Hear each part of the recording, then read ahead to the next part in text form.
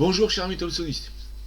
Alors récemment, quelqu'un a laissé un commentaire sur ma chaîne YouTube me demandant sa volonté de voir comment on utilise l'assembleur avec DC Moto pour compiler des programmes assembleurs.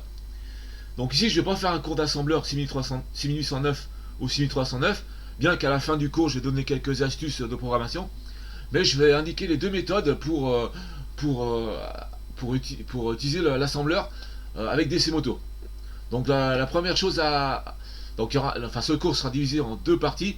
Donc il y aura la partie en utilisant macro assembleur 3.6 de Prehisto, qui est un des éminents Thomsonistes depuis les années 2000 à programmer sur Thomson, et c'est lui qui est l'auteur du jeu Mission Liftoff, notamment, et le macro assembleur 3.6. Il est aussi sur la scène démo.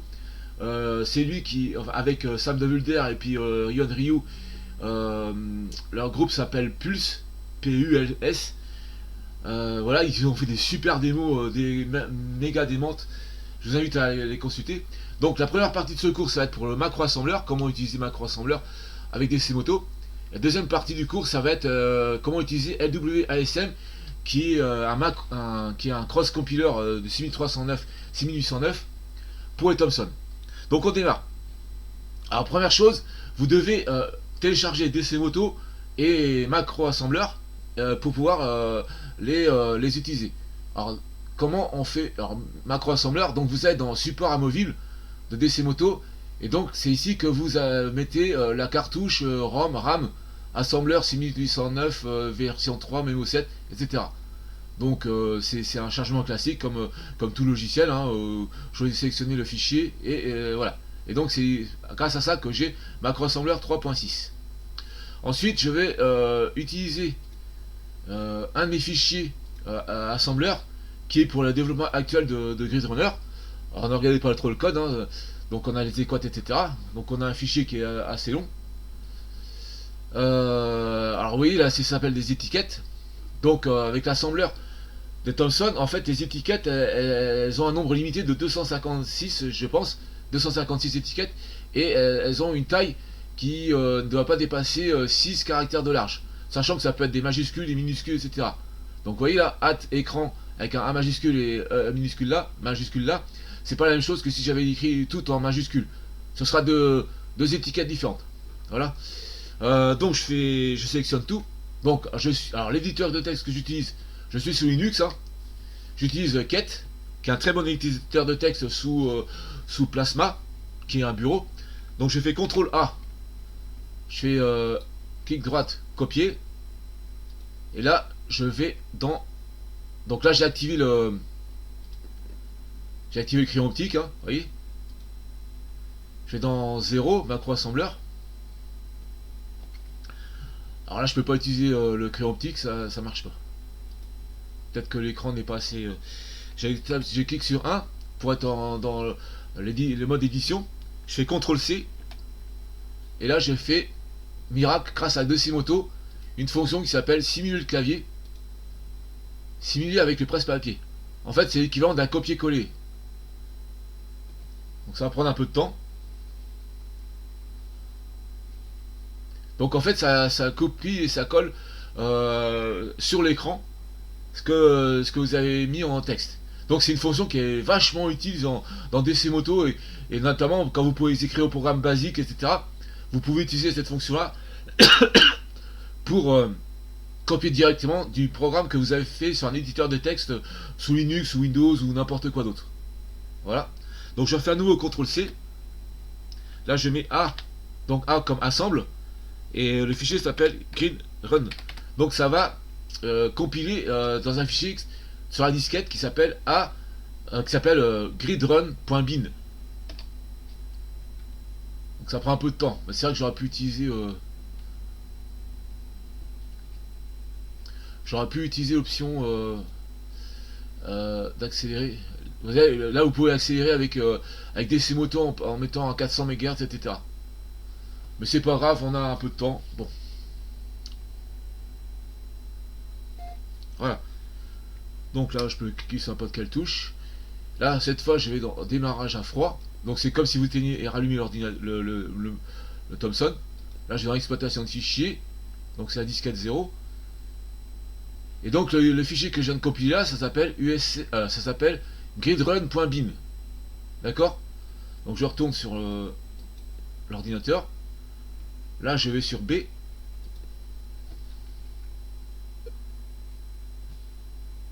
Qu'est-ce qui se passe là?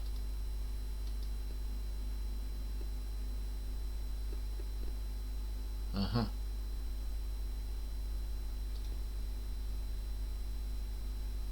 Ok, il y a une erreur, je sais pas où. Donc il y a une erreur, je ne sais pas pourquoi. Bon, bref. Là, je suis sur le menu de départ de la version Gridrunner que je suis en train de taper. Donc je tape sur 1, espace.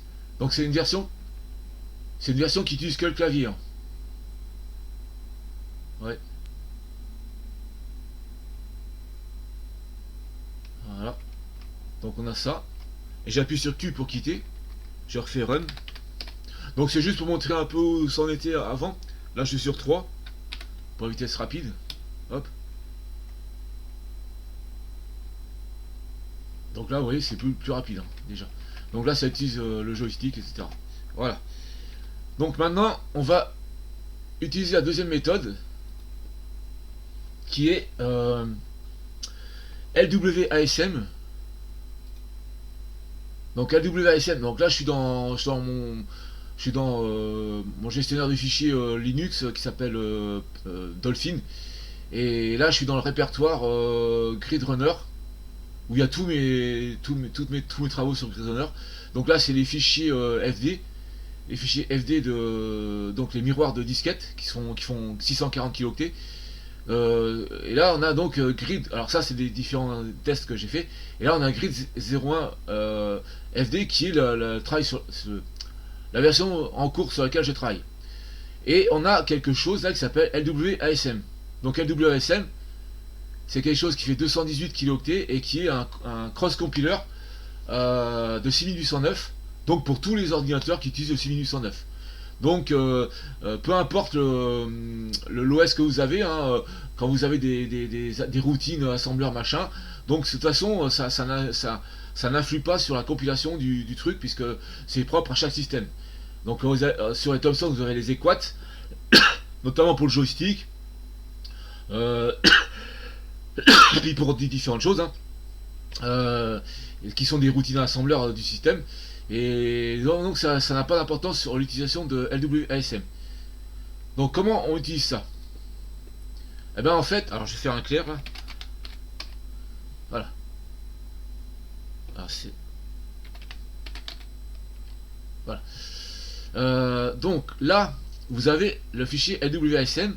C'est une commande, c'est juste une commande qu'on appelle sur le shell, hein, une routine de commande. On tape juste la commande et puis le nom du fichier qu'on veut sortir. En l'occurrence ici ce sera asgridrunner tmp3.txt. Donc ça c'est le source. Donc là c'est ce source là. Vous voyez, c'est une version qui est plus avancée. Alors pourquoi il faut mieux utiliser LWASM en cross compiler plutôt qu'assembleur 3.6 de Presto? Parce qu'en fait, il y a des limitations dans l'assembleur 3.6, notamment en ce qui concerne les étiquettes là. C'est limité à 6 caractères. C'est limité à 6 caractères. Alors deuxième limitation, c'est qu'on peut pas avoir plus de 256 étiquettes, apparemment.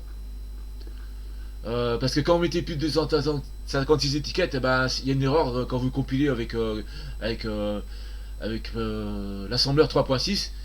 Bon, ensuite, la troisième chose, c'est que faire des allers-retours à copier-coller avec la méthode qu'on a vue avant sur l'éditeur du DC Moto, ça prend un peu de temps, alors que la compilation ici se fait très rapidement. Donc je vous montre comment c'est au niveau de la compilation. Donc en fait, vous avez juste à taper la commande LWASM avec une option qui s'appelle -9 et le fichier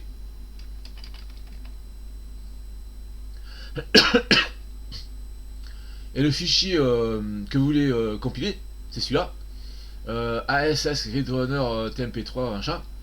Donc la compilation se fait en une fraction de seconde. Et là, en fait, le résultat que vous avez, il se trouve ici. C'est fichier a.out. Alors maintenant, comment faire pour intégrer ça dans DC Moto, enfin dans votre fichier miroir grid 0R01. Voilà. Alors première chose à faire déjà, alors ici il faut qu'on, je vais d'abord effacer la version actuelle, qui est la version qu'on a vue juste avant. Point bin. Voilà. Donc je vérifie, je fais dire je n'ai plus le fichier grid runner. Voilà, parce que si on fait pas ça, eh ben on pourra pas intégrer le fichier en question.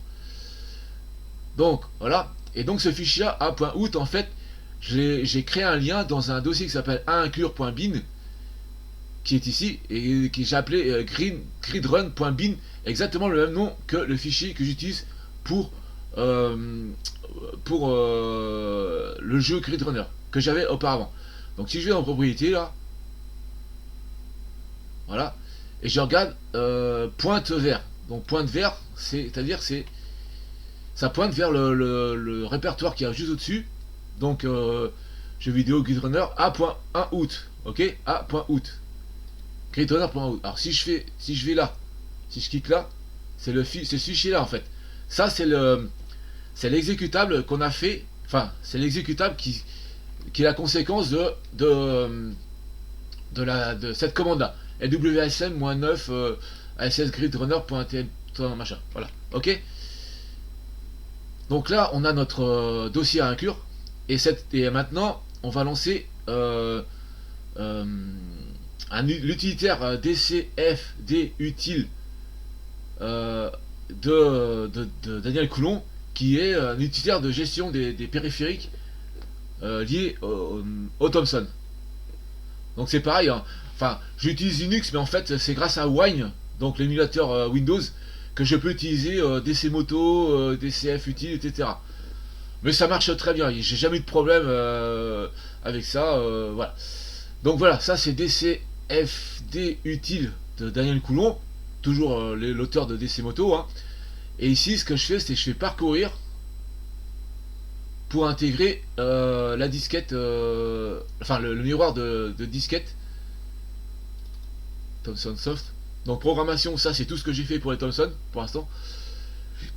Il n'y a pas encore de projet complètement abouti, mais ça va venir. Donc mes propres logiciels, jeux vidéo, non c'est pas là, là c'est mes projets, hein. Donc j'ai Bubble, des mineurs, Grid Runner, Puzzle Parking, donc j'ai à peu près une petite dizaine de projets Grid Runner. Donc je fais ça, voilà. Donc ça l'a intégré, vous voyez, fichier grid 01, ce qui correspond à ce fichier là, grid là. Donc, alors j'en étais là, ouais, j'étais sur DCFD, c'est compliqué comme nom, hein, DCFD utile. Voilà. Ensuite, donc là j'ai effectivement, je travaille sur ce miroir de fichiers qui s'appelle grid R01, et là je dois importer des fichiers dans ce fichier miroir, et je vais importer en fait ce que j'ai là dedans à inclure, d'accord. Donc je retourne là, donc j'ai fait importer là, vous voyez, je fais exécuter la fonction.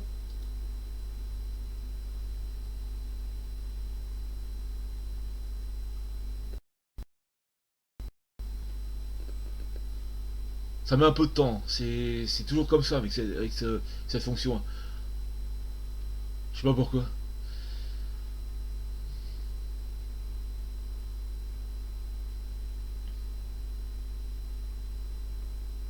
Alors faut faire hyper gaffe là. C'est-à-dire que là, il faut vraiment importer que les fichiers dont vous avez besoin. Donc vous voyez, automatiquement, c'est déjà dans le dossier GridRunner de mon projet. Et donc là, c'est dans à inclure, vous avez gridrunner.bit. Donc le fichier importé, il concerne des dossiers. C'est-à-dire que vous pouvez importer que le contenu de dossier, et pas des fichiers. Hein. D'accord. Contenu de dossier. Donc je fais OK. Importation, unité, grid, dossier, machin. Donc tout s'est déroulé comme il faut. Cette fois, je relance avec B. Ah oui, en effet, démarrer à froid. Faut faire démarrer à froid. Voilà, faut refaire un démarrage à froid parce que sinon ça marche pas. Ça devrait être bon. Donc là j'ai la nouvelle version qui est actuellement en cours de développement hein, de Grid Runner. Alors je vous montre un peu comment que ça se passe. Donc tout se joue au joystick.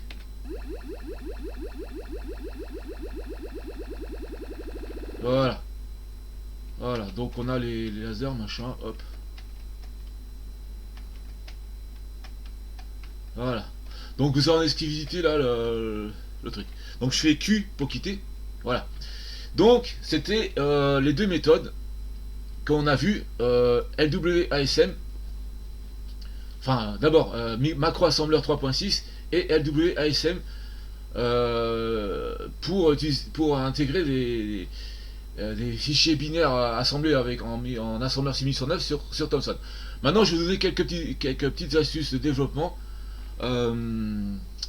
pour l'assembleur. Donc première chose, quand vous faites de l'assembleur, créez toujours des fichiers equats. C'est hyper important.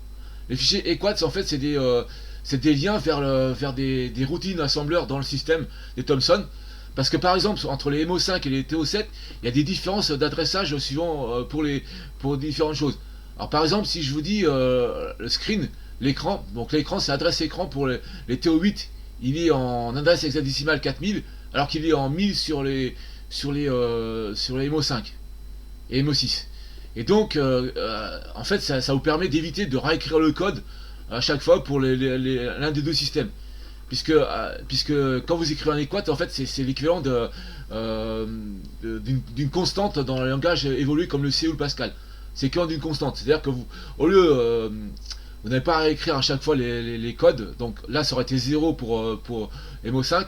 Et là, c'est 4000 pour les TO7. Les TO, en fait. Deuxième chose, écrire toujours une fonction... écrire toujours des fonctions. Alors ici je vais mettre ça ici là, CTRL C, CTRL N, CTRL V. Donc une fonction. Utilisez à outrance les fonctions dans les 6109 et surtout utiliser les fonctions en fait ce qu'il y a de bien c'est que c'est des appels à des sous-routines qui sont en RAM mais en sauvegardant comment ça, la valeur du registre PC, c'est-à-dire de l'adressage en temps réel du programme dans la pile. Et donc quand vous écrivez une fonction en assembleur, prenez garde de toujours sauvegarder les valeurs actuelles, enfin les valeurs utilisées dans cette fonction dans la pile avec PSHS et vous les restituez à la fin avec pool S. Donc PSHS ça veut dire pousser les registres. Donc vous voyez là dans cette fonction là, dans la fonction main, j'utilise le registre X, A et D. Donc A c'est dans D, hein. A et B c'est dans D. Donc j'utilise les registres X et D. Donc quand vous utilisez les registres spécifiques dans une fonction, vous devez toujours les sauvegarder avant avec PSHS. Là il n'y en a que 4 voilà, et les restituer à la fin avec pool S. C'est ce qui permet d'utiliser des fonctions en fait. Enfin, troisième chose dans les fonctions, utilisez toujours des variables locales. Voilà, on peut utiliser des variables locales. Par exemple là j'aurais pu utiliser data main avec des FCFD, etc. Ah, j'ai oublié FDC. Enfin, avec des valeurs hein, dans lesquelles vous sauvegardez par exemple la variable en entrée du registre X, du registre D, etc. Donc en fait c'est comme ça qu'on utilise les fonctions dans le 6109. Donc voilà les trois choses donc je vous ai conseillé. Donc les equats, écrire des fonctions dans lesquelles vous mettez des variables locales. Vous pouvez écrire des variables locales puisque à la fin de chaque fonction vous pouvez mettre vous pouvez réserver des octets pour sauvegarder vos données. est réutilisé dans la fonction. Ça évite ainsi les effets de bord, c'est-à-dire que si vous changez la valeur d'une variable dans la fonction elle-même, ben, ça n'aura pas d'effet par la suite quand vous l'utilisez dans le programme global. Et donc voilà. J'en ai fini avec ce cours-là. Donc je mets en téléchargement, je mets les liens de tout ce qui est nécessaire dans cette vidéo YouTube, dans le texte de la vidéo YouTube qui est lié à cette vidéo, notamment le lien vers Desmoto, macro assembleur et LWASM. Et LWASM, en fait, c'est un outil hyper puissant. Vous pouvez compiler du programme 6809, 6309, etc. Donc voilà, j'espère que cette vidéo vous a plu. Et je vous dis à très bientôt pour une prochaine vidéo. Ouf.